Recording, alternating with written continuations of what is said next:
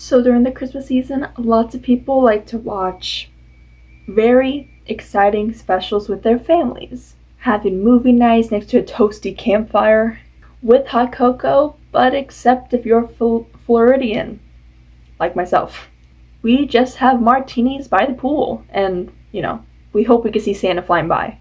And as I mentioned before, lots of people like specials that you could just quickly watch, half-hour specials that are classics. Like watching Rudolph the Red-Nosed Reindeer, we got Frosty the Snowman, we got the one about Santa's origin story, Santa Claus is coming to town, and of course even Charlie Brown. But a special that I never hear about, which I completely understand why, is the second How to Train Your Dragon Christmas special called How to Train Your Dragon Homecoming. Excited about making a traditional dragon feast. And then it hit me. Which came out in 2019 after the third movie. So as a How to Train Your Dragon fan, I was very surprised when I found out that there was going to be a special coming out after the third movie. Especially since the beloved creator of the show, Dean DeBlouse, commented that there would be no more things coming after this third movie. That didn't last very long. Yes, I know this is a short and not a movie, and so far, knock on wood, not jinxing anything, there hasn't been an actual, big blockbuster movie that came after the third one yet. Yes, there have been some shows, as you guys know, and of course this short, and of course not the live action. But in my opinion, this Christmas special, was so unnecessary. It meant nothing. Now, of course, I'm being completely honest, I did very much enjoy the first Christmas short film, Gift of the Night Fury. I watch it every year, and I do believe that it still holds up. So yes, I'm not trying to do this, but yes, I will be slightly comparing the two short films from how it was for the first one versus the second one. So a few years ago, if you guys subscribe to me for this long, I made a video about this a long time ago. It was before I really showed my face at all, so it was just my commentary, and it was so bad. It's so bad, guys. So it's bad. I made it when it just came out or something, and literally the video had no structure to it, at all. It was just me ranting to a camera. Again, you couldn't see my face, just my voice. It was just me ranting on about stuff that did not matter. And there was no script, there was no plot to it. I was literally just talking just to talk. And so here we are, many years later, me doing this video again, because I just want to maybe hit a different audience too, whoever wants to see this video, because again, the first video was not good, and it also didn't really get views, so I mean, none of my videos really get views, but I'm here, okay? I'm still here. So anyway, let's get started. So as I mentioned before, in case you guys don't know, yes, this story does take place after the third movie, 10 years into the future to be exact, which, as we all know, is 10 years without the dragons after they moved on to the hidden world. So yeah, and this is something I didn't quite know until I looked it up on the freaking How to Dragon wiki page, because it did not say it anywhere. But in case you guys are curious, and in case you guys don't know this short film takes place 10 years into the future, but it also takes place before the epilogue we see at the end of the third movie. The epilogue where Hiccup looks like Jake Gyllenhaal and Astrid looks like Amanda Seyfried. And of course, they're two Von Trapp children. You guys are probably too young to understand that reference. Which is honestly low-key confusing when you get into the plot of this short film. But again, we'll get to that. So a decade after the events of the third movie, the residents of New Burke, their new home, the residents of New Burke are getting ready for their annual Christmas holiday Snoggletog. They're getting ready for their Snoggletog festivities. So also around this time, Hiccup and Astrid find out that their oldest daughter, well, their only daughter, but their oldest child, Zephyr, she has developed a fear of dragons because she found a few of Stoic's old books from when he was a dragon hunter that kind of talked about how horrible dragons were. And quick side note, I feel like they made their kids older than they were in the epilogue for some reason, because I feel like they probably didn't know they were going to be making this short film. Because here, Zephyr looks like she's about 6 years old, and Nothing looks like he's maybe 3.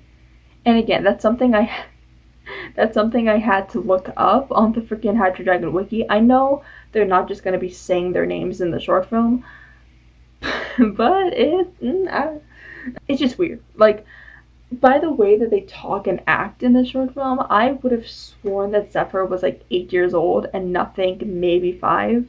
But again, they said this takes place 10 years after the third film. Okay, so let's do some girl math here. So we know that Hiccup and Astrid were 21 for the events of the third film, and this short film is 10 years after the third film, making them about 31. But again, according to my very reliable source on the How to Dragon wiki page, Zephyr is indeed 5 years old and Nothing is 3. So Hickstrid had to have gotten married at 22 years old and conceived their first kid at 23. I don't know where I was going with this. But in case you wanted to know the first time Hickstrid, conceived, now you know. So we also do get to see the personalities of their 2 kids. Zephyr being much more spontaneous yet inventive. Very similar to Hiccup in that way, but also very aggressive like Astrid. Again, she is 5 years old. She's 5 years old making freaking dragon traps. We see her make dragon traps in this movie because, as I said before, she's scared of dragons. She has a fear of them. And so, yeah, she made dragon traps at 15 years old. Damn. And then also we see Nothing, who is their youngest child. He's their son. And he's just like rough nut and tough nut, I swear. Methinks I don't. Let's kill the dragons! Like Astrid. Do you have some explaining to do? Like, are you sure you never had a thing for Tough Nut at one point? Because that is his son. Like, this is not Hiccup's son. That is Tough Nut, I swear. Nothing's nickname is even Nuff. His name is Nuff. And Tough Nut's nickname is Tough. Like, I'm sorry. That is such a nickname that they would give their kid, I swear. He also has a pretty strong Scottish accent, which I find kind of funny. Which I know they were trying to make kind of like a fourth wall breaking joke in a way. I don't even know if it's really considered fourth wall breaking. But they did make a joke that how all the adults always have accents, but the children never do. And so I feel like they may have tried to explain, because that was always a big theory, like why do none of the kids have accents? Like literally none of them do, but all of the adults do. And I do find that pretty funny. But I think they probably wanted to at least explain it before they close this franchise out. Being like, oh no, when you have accents in Berg, it's like a genetic thing. So Nothing just like inherited Stoic's accent. I mean, I know I made a joke about him being Tough Nut's kid and all, but I mean, they were obviously trying to make him seem a lot more like Stoic than any of the parents, because again, he has the same accent as him, but we also see later in the film he's also slamming his head against like a plank of rocks or something. I don't know. And as we all know, that's what Stoic said that he did when he was a child in the first movie. So I feel like they were trying to make some references there. My father told me to bang my head against a rock, and I did it. I thought it was crazy, but I didn't question him. And you know what happened? You got a headache. That rock split in 2. And also, fun fact, the voice of Nothing is actually Craig Ferguson's son, who is the voice of Stoic. Not Stoic, who is the voice of Gobber. Good on you. We're gonna feed safe lives. I don't need a fishing pole, Dad. I'll just butt the wee fishes in the one we feed. So the more you know. So we cut to outside and then see Hickstrid talking about how awful it is that their freaking kids are not going to be knowing how amazing dragons are, while their kids are in the background literally playing with axes and fire. I won't lie, before this film came out, I pictured Hiccup very much like a helicopter parent. And I also pictured Astrid kind of like not caring or not being super strict. I feel like she's strict when it comes to like training them, making them warriors, but I don't feel like she cares.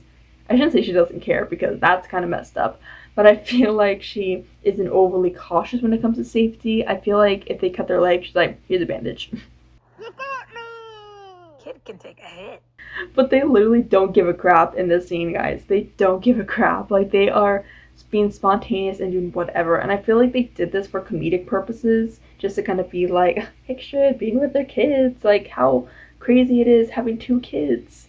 But again, it's just so funny. It's weird, okay? It's more weird than anything, because that is not how I picture them. So Hick should basically talk about how they don't want Zephyr and Nothing to grow a very strong hatred of dragons like their ancestors have.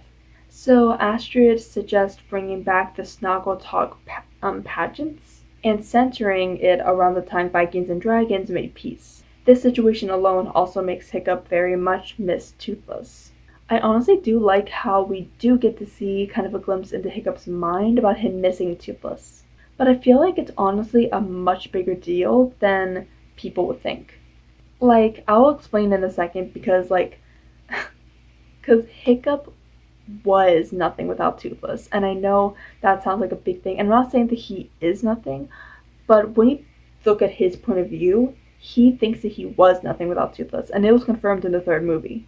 Like, sure, once he got Toothless, he was able to teach the citizens of Berk about what he's capable of.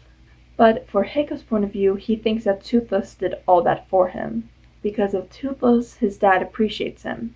Because of Toothless, he became popular. Because of Toothless, his crust liked him back. And because of Toothless, he felt worthy of becoming a chief. He wasn't an outcast anymore. So he was scared that the second Toothless leaves, all that will go away as well. I know we just see him in this one special, and we don't really know like other times how he felt down about Toothless. But I do think it's more serious than him just simply like missing him. So during this time in the special, we also see Toothless' point of view in the hidden world. So he draws a picture of Hiccup and New Berk in the sand, and I will say that his drawing has improved. He then shows it to the Light Fury and their children. He has 3 children now, and the Light Fury basically snarls at it. So lots of people hate the Light Fury, and I kind of have mixed opinions about her. So if you get mad at her for like stealing Toothless away, I feel like that part was honestly on Toothless, because he's the one who kept trying to like pry and get closer to her while she was still scared of like humans and dragons, so she just wanted to be by herself, but Toothless was the one kind of pressing on. Which also explains why she was so untrustworthy of Hiccup. Like the time she freaking snatched Hiccup and then freaking yeeted him into the air only to be catched by Toothless mere seconds before his death. She thought she was protecting Toothless, of course thinking that Hiccup was the villain. It of course wasn't until the end of the 3rd movie where Hiccup finally proved himself to the Light Fury, by earning her trust and setting her free so she could rescue Toothless. But in this film, she snarls in disgust at the mere idea of returning to New Berk to visit the Berkians. That's like refusing to ever visit your husband's family just because simply they just aren't your family. Like, what? Oh, but their kids had other plans. Yes, they do have 3 adorable little nightlight children named Dart, Pouncer, and Roughrunner. So Dart gets curious about the mishaps what happens in New Berk, so she ends up, I think Dart's is she. I'm not really that sure. So she gets curious about New Berk, so she sneaks away with Pouncer and Roughrunner while their parents are asleep. So when Toothless wakes up, he notices nothing's out of the ordinary when he sees that rocks are in place of his children. The Light Fury definitely notices because she is smart. So the parents both panic, realizing that the children are gone. So Gobber agrees to help Hiccup and Astrid with the whole Snoggletog pageant thing, especially because it gives them an opportunity to teach the new kids of New Berk the impact on what stow a cat to the village. So for the pageant, because they call it a pageant, but it's really like a play. Like, it's not like a pageant. It just like I said, a play. So they play characters, but of course, in this case, it's like real people being recasted as characters. So Gobber is playing as Stoic, and then Tough Nut gets cast as Hiccup, while the real Hiccup resembles like a machine, like a costume to resemble Toothless. Now, this is what bugged me about the main plot. They were kind of making jokes the entire time about Hiccup's story and kind of making a joke about the entire franchise in a way, almost like the whole franchise just wasn't that deep, wasn't that serious, as if the franchise meant nothing, and they were kind of just joking about it. I'm not sure the character of Hiccup is coming through quite as heroic as I was. I was pretty heroic, no? Oh, me. I think we got the gist of it. But that's not in any way me. Because Hiccup looked pretty darn offended when he saw Tough Nut dressing up as him for the pageant, and with a very, very poorly made costume. He even got more offended when Astrid mistaked Tough Nut for the real Hiccup. Hey, Hiccup, I was... Oh. Are you serious? And Gobber also portrays himself as like Stoic, who was the main savior of everything. He's the one who defeated everything. He united Vikey and the dragons, and not Hiccup.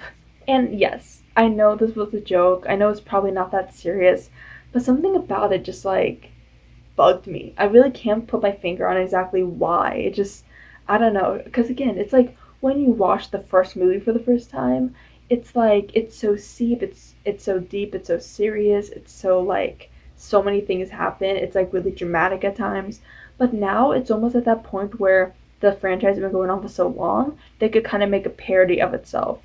So now they're just kind of being like, they're kind of mocking the original or the beginning stuff to the franchise, like the whole like bonding sequence, like the whole first flight thing. Like they're kind of making a joke out of it because it's been like so long since that happened. And again, it's like, what? Like, I don't know. Just something about it just really ticked me off. It's like, especially like, you know, how Hiccup supposedly grew from being like the wimp from the first movie. Even from the jump to the first movie to the second movie, he grew a lot. Like, they kept trying to convince us that he's still the same loser that he was, even though that like very much wasn't true. But they kept trying to convince us that. And then even in this movie, he's the freaking chief. He has facial hair. Like he has facial hair. He has kids. He's married. Like he's been chief for over 10 years at this point. Like so much things has like happened, but they're just kind of being like, nope, he's still the same guy he was in the beginning. And some people probably appreciate that because they're like, same old Hiccup. And sure, yeah, his personality is still the same. He's still the same person. But he's better than the person he was. Again, he's not a runt anymore. He's not scared. He's not a loser. He does so much. Like, he has done so much in the first movie. And they're just kind of being like, nah, he's still the runt. Again, last time I'll say this, but I know this is all considered jokes. So I know it's not that serious. It's just something that for some reason bugged me. I really don't know why. So, as I mentioned before, Hiccup goes inside of the machine that looks like Toothless. And it soon very much malfunctions. Toothless goes to Newburgh with the Life Viewer to retrieve their children. When I first watched this, I had a very dumb moment. When I for some reason didn't know if Toothless actually knew he was on Newburgh because he was being like so casual about being there. Like, I don't know, he just landed and he was like, come with me. Like, he hasn't been there in 10 years and he's so chill about it. So there was even a moment closer to the end while everything malfunctions where Zephyr goes face to face with Toothless. It wasn't confirmed at that point if Toothless like knew that was Hiccup's kid, but I definitely feel like he does. Like, maybe not by first glance, but probably looking at her more, smelling her even. Maybe he eventually found out, and I feel like he definitely did. This is why, in my opinion, this short film just felt so unnecessary. Because we see this same exact scene in the epilogue of the third movie. The kids meeting Toothless. And sure, I know nothing wasn't involved in this, but like, I don't think the audience really cares. Like, this is why we had the epilogue. We had an epilogue for a short like this. We all, like, if we didn't have this fast forward, then it kind of makes sense, I guess, to make the short film, even if it wasn't the greatest. But it's like, what? Like, what? Like, we had the epilogue. Why is the scene included? And to make matters worse, what really doesn't make sense about this whole thing is how in the epilogue we see Zephyr acting like physically, like visibly scared of Toothless the first time when she met him. And even in the epilogue, it wasn't confirmed if she was like afraid of dragons or not. Like in the short film, we see that she has a crippling fear of dragons from reading about them in Stoics' old journals. So that makes sense why she was kind of afraid of dragons in this one. But in the epilogue, we already don't know anything about the kids. We don't know anything. We don't even hear them talk. They're just there. They're just there to be cute. They're there to just see Toothless for the first time. There is no real reason. But honestly, but in the freaking epilogue, she looked much more terrified of Toothless than she looked in this scene. And in this scene is confirmed to be the first time she's actually seen Toothless that close up. And she's not the only one who was acting so chill with seeing a live dragon for the first time.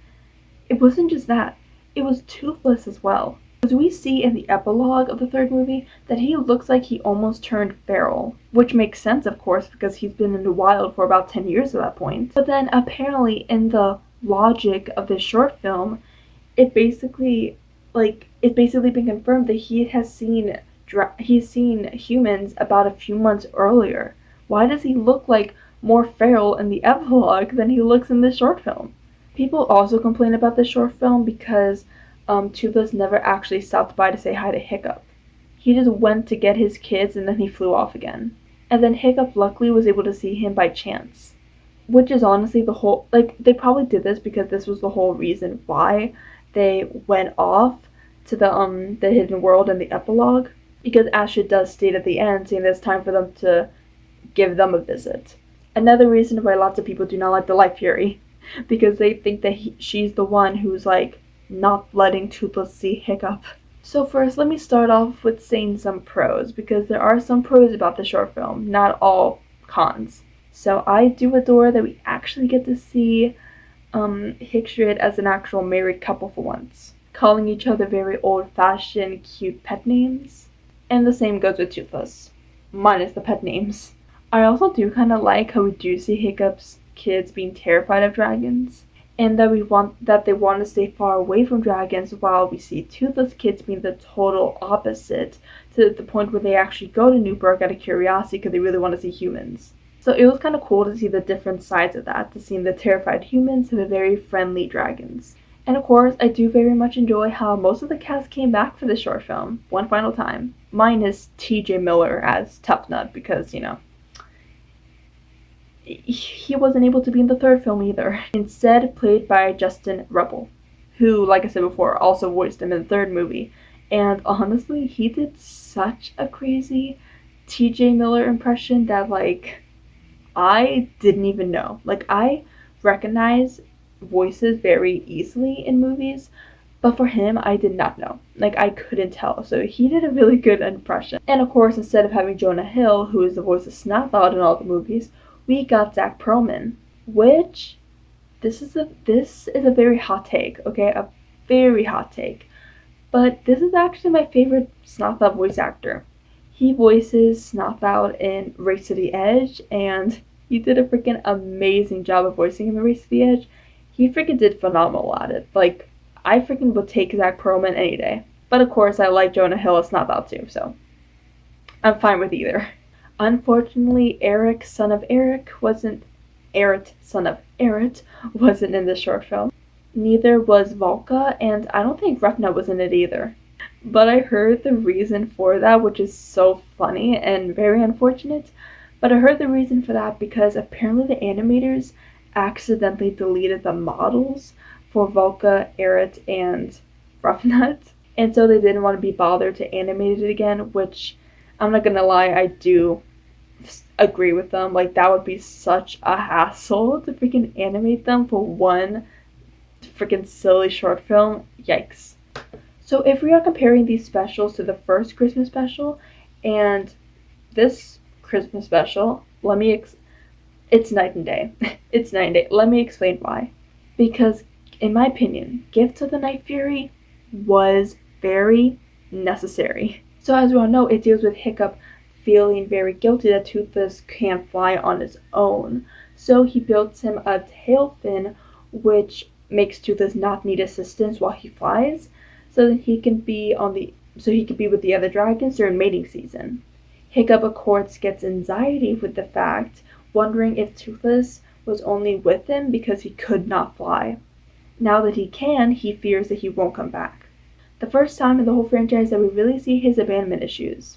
And of course, it was very much showcased to his full potential in the third movie. So of course, even at the end of the special, once Hiccup learns that Toothless, doesn't want to abandon him, he lets him keep his freedom tail, so he's not completely tied to Hiccup for his entire life. But he actually breaks his tail fin because he loves riding with Hiccup so very much.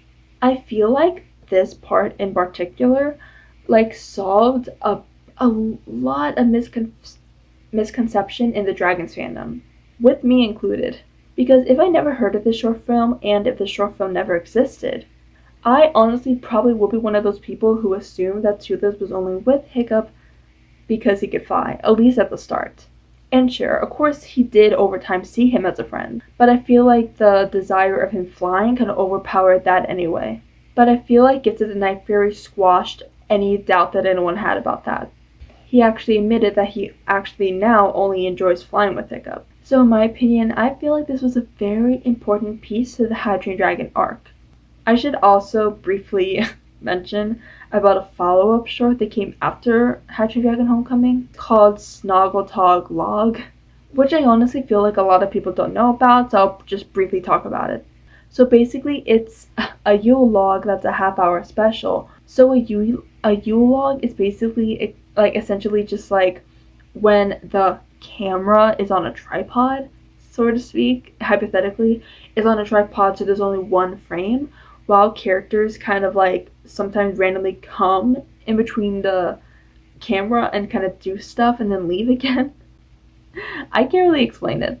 So the point is that there's no real plot to it. It's basically just kind of something fun that people watch. And the last time I checked, it's on YouTube. It was honestly kind of cute. We see lots of more characters that weren't in Homecoming. And we basically just see the hijinks of getting ready for Snoggletog dinner. I guess the only plot that it does kind of have is, as I said before, Gobber is making soup. He puts it next to the fireplace to kind of heat up, while characters randomly come in between the screen and mess up the soup. I think there was a part where Nothing sneezes in it, and he doesn't tell anyone. And then of course at the end they all eat the soup, and yeah, it sucks. And what's really kind of eerie is that there's little to no information about this short. It doesn't even say the cast anywhere. I went on IMDb and it's not even there, hardly. Because I was curious if it was the same cast as always, because they do not sound like the same cast. Hardly any of them do. I think the only one who sounds remotely similar is honestly America Ferrera as Astrid, and maybe Gobber sounds the same. But honestly, even Hiccup sounded different. It would be really weird if they all of a sudden got different voice actors, because it's what's the point? If they, because didn't they probably film this this Yule log right after or even during they were recording Homecoming? Why would, what? What happened? What happened between freaking Homecoming and this? Okay, so I know this was a really just random video. I really just kind of wanted to talk about this because I feel like it's a special no one really talks about all too much. And it's also a special that I've been thinking about for a while. It does come on TV, I think. I'm not sure when it's coming on this year, but it does come on TV, and I do believe that it's on Prime in case you guys want to see it. And as I mentioned for Snoggletog Log, I do believe that is on YouTube last time I checked. So I hope you guys enjoyed this video. I'm probably going to be making other holiday related videos. Of course, I celebrate Christmas, so sorry to the people who don't celebrate Christmas because they're probably going to be Christmas themed. So I hope you guys enjoyed this video. Stay tuned for some more Christmas videos I'm probably going to be filming. So hope you guys enjoy. See you guys in the next one. Bye! For a reason.